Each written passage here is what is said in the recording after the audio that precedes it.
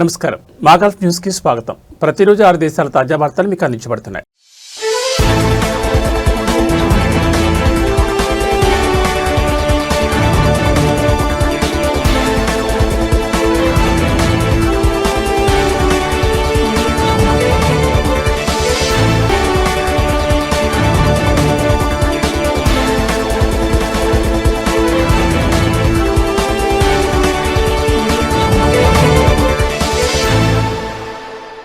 దోహాలోని డఫ్నా ప్రాంతంలోని ఓ రెస్టారెంట్లో జరిగిన బహిరంగ ఘర్షణకు సంబంధించి 25 మందిని అరెస్ట్ చేసినట్టు ఖతార్ అంతర్గత వ్యవహారాల మంత్రిత్వ శాఖ ప్రకటించింది.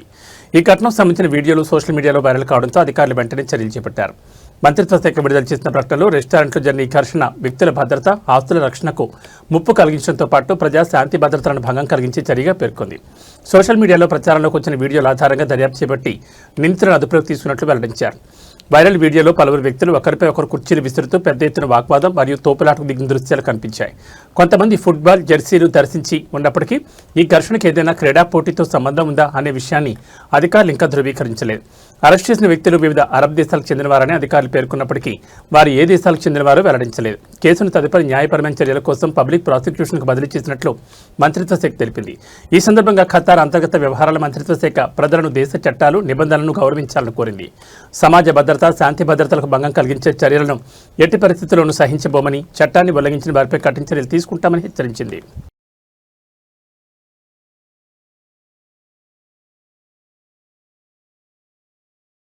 లులు హైపర్ మార్కెట్ కువైట్ తన 25వ వార్షికోత్సవ వేడుకలు ప్రారంభించింది. ఈ సందర్భంగా కువైట్లోని అన్ని లులు అవుట్లెట్లలో ఎంపిక చేసిన బ్రాండ్లు మరియు ఉత్పత్తులపై 50% వరకు తగ్గింపులతో కూడిన అద్భుతమైన ప్రమోషన్ను ఆవిష్కరించింది.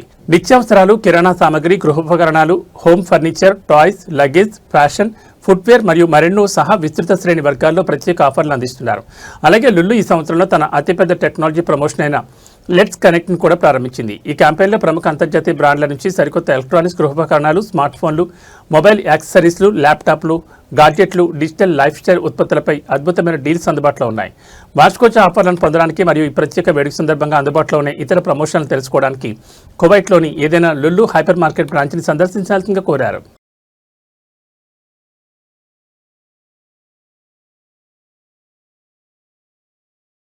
సోహార్లోని ఫలాజ్ అల్ కబైల్ ప్రాంతంలో బస్సు బోల్తాపడిన సంఘటనలో 18 మందికి గాయాలయ్యాయి. ప్రమాదంపై ఉత్తర్ అల్ బతినాలోని సివిల్ డిఫెన్స్ మరియు అంబులెన్స్ డిపార్ట్మెంట్ నుంచి రెస్క్యూ మరియు అంబులెన్స్ బృందాలు వెంటనే స్పందించడంతో ప్రాణాపాయం తప్పిందని స్థానికులు తెలిపారు. గాయపడిన వారిని అవసరమైన అత్యవసర వైద్య సంరక్షణ కోసం సమీపంలోని ఆసుపత్రికి తరలించినట్లు సివిల్ డిఫెన్స్ అధికారులు తెలిపారు.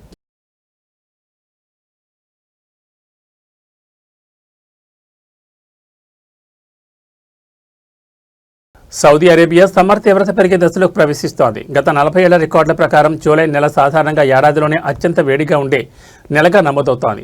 నేషనల్ సెంటర్ ఫర్ మెటీరియాలజీ 1985 నుంచి 2025 వరకు ఉన్న జూలై నెల వాతావరణ పరిస్థితులపై విశ్లేషించింది. 1991-2020 వాతావరణ ప్రామాణిక గణాంకాల ఆధారంగా ఈ నెలలో సగటు ఉష్ణోగ్రత 33.1 డిగ్రీల సెల్సియస్ మరియు సగటు వర్షపాతం 3.34 మిల్లీమీటర్లుగా నమోదవుతుంది. భౌగోళికంగా చూస్తే జూలై నెలలో తూర్పు ప్రావిన్స్ మరియు మధ్య సౌదీ అరేబియాలోని పలు ప్రాంతాల్లో సగటు ఉష్ణోగ్రతలు అత్యధికంగా ఉంటాయి.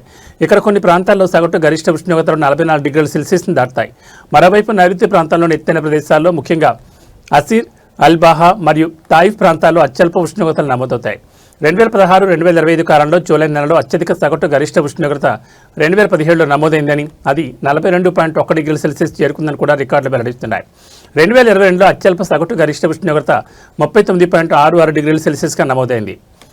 అల్ అహ్సాలో అత్యధిక జూలై ఉష్ణోగ్రత నమోదైంది. 2024 జూలై 12వ తేదీన ఉష్ణోగ్రత 51.3 డిగ్రీల సెల్సియస్కు చేరుకుంది. దాని తర్వాత రఫాలో జూలై 30, 2020న 51.1 డిగ్రీల సెల్సియస్, దమాంలో జూలై 12, 2024న 50.8 డిగ్రీల సెల్సియస్ మరియు అల్ ఖైసుమాలో జూలై 16, 2010న అలాగే మళ్లీ జూలై 31, 2020న 50.6 డిగ్రీల సెల్సియస్ ఉష్ణోగ్రతలు నమోదయ్యాయి. జూలై నెలలో అల్ అహ్సాలో సగటున 24 రోజుల పాటు 45 డిగ్రీల సెల్సియస్ లేదా అంతకంటే ఎక్కువ ఉష్ణోగ్రతలు నమోదయ్యాయి. దమ్మాం మరియు అల్ ఖైసుమాలో ఒక్కొక్క దానిలో సగటున 18 రోజుల ఉష్ణోగ్రతలున్నాయి. వాడి అల్ దవాసిర్లో నెలకు సగటున 13 రోజులు 45 డిగ్రీల సెల్సియస్ పరిమితిని దాటి ఉష్ణోగ్రతలు నమోదవుతున్నాయి. జూలై నెలలో సౌదీలోని చాలా ప్రాంతాలు పొడిగా ఉన్నప్పటికీ వర్షపాతం నైరుతి మరియు దక్షిణ ప్రాంతాల్లో ముఖ్యంగా అసిర్, జాజన్ మరియు అల్ బహా పర్వత ప్రాంతాల్లో కేంద్రీకృతమై ఉంటుంది. ఖమీస్ ముషాయిత్లో జూలై నెలలో అత్యధిక సగటు వర్షపాతం 22.5 మిల్లీమీటర్లుగా నమోదవగా ఆ తర్వాత అభాలో 22 మిల్లీమీటర్లు మరియు జాజన్లో 16.4 మిల్లీమీటర్లుగా ఉంది. మధ్య ఉత్తర మరియు తూర్పు సౌదీ అరేబియాలోని చాలా కేంద్రాల్లో ఈ నెలలో చాలా తక్కువ వర్షపాతం నమోదైంది. సంవత్సరం నుండి సంవత్సరానికి వర్షపాతం మారుతుంది. గత దశాబ్దంలో 2020లో జూలై నెలలో అత్యధిక సగటు వర్షపాతం 15.12 మిల్లీమీటర్లుగా నమోదవగా 2023లో అత్యల్పంగా కేవలం 0.12 మిల్లీమీటర్లుగా నమోదైంది. ఇక జూలై నెలలో అత్యధిక రోజువారీ వర్షపాతం జాజన్లో నమోదైంది. అక్కడ జూలై 26, 1995 సంవత్సరం 67.2 మిల్లీమీటర్ల వర్షం కురిసింది.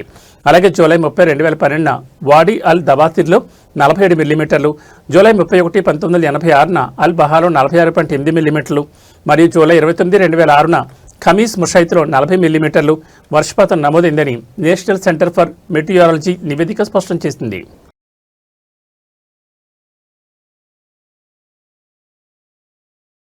దిర్హాం 30 మిలియన్ల విలువైన యుఏఈ లాటరీ లక్కీ డే డ్రాకు సంబంధించిన విజేత నెంబర్లను ప్రకటించారు. డ్రా నంబర్ 260624లో డేస్ విభాగం నుండి 1, 13, 20, 18, 19, 27 అనే నెంబర్లు మరియు మంత్స్ విభాగం నుండి 7 అనే నెంబర్ విజేత నెంబర్గా నిలిచాయి. లక్కీ ఛాన్స్ బహుమతి విభాగంలో 3 వ్యక్తులు ఒక్కొక్కరు దిర్హాం 50,000 గెలుచుకున్నారు. విజేతల లక్కీ ఛాన్స్ ఐడీలు DE 8188 DK 8766 DN 9072371. UAE lottery website ప్రకారం తాజా డ్రాలో 3 అదృష్టవంతులు దిర్హాం 1,00,000 గెలుచుకోగా 46 మంది దిర్హాం 1,000 మరియు దిర్హాం 6,490 మంది దిర్హాం 100 చొప్పున గెలుచుకున్నారు. తదుపరి డ్రా యుఏఈ సమయం ప్రకారం జూన్ 27 రాత్రి 9:30 జరగనుంది.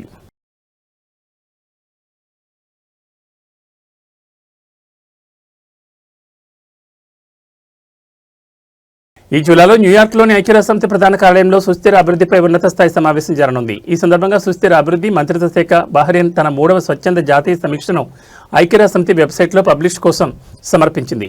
సుస్థిర అభివృద్ధి మంత్రి మరియు బహ్రెయిన్ ఆర్థిక అభివృద్ధి board CEO Noor bint Ali Al Khulaif మాట్లాడుతూ 2030 లక్ష్య తేదీకి కేవలం 4 సంవత్సరాలు మాత్రమే మిగిలిన్నప్పటికీ ప్రాంతీయ సవాళ్లు ఉన్నప్పటికీ సుస్థిర అభివృద్ధి లక్ష్యాలను ముందుకు తీసుకెళ్లడానికి బహ్రెయిన్ కట్టుబడిందని అన్నారు. His majesty Hamad bin Isa Al Khalifa నాయకత్వంలో మరియు యువరాజు ప్రధానమంత్రి Salman bin Hamad Al Khalifa మార్గదర్శకత్వంలో బహ్రెయిన్ తన సమగ్ర అభివృద్ధి మోడల్ను బలోపేతం చేస్తూనే ఉందని పేర్కొన్నారు.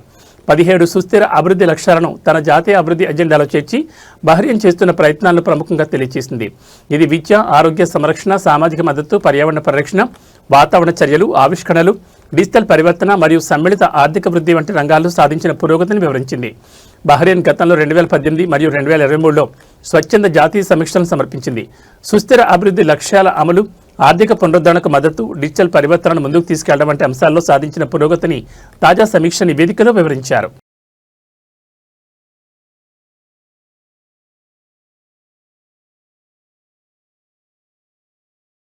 ఇవి మా గల్ఫ్ న్యూస్ విశేషాలు. మరో బులెటిన్లో మళ్ళీ కలుసుకుందాం. నమస్కారం.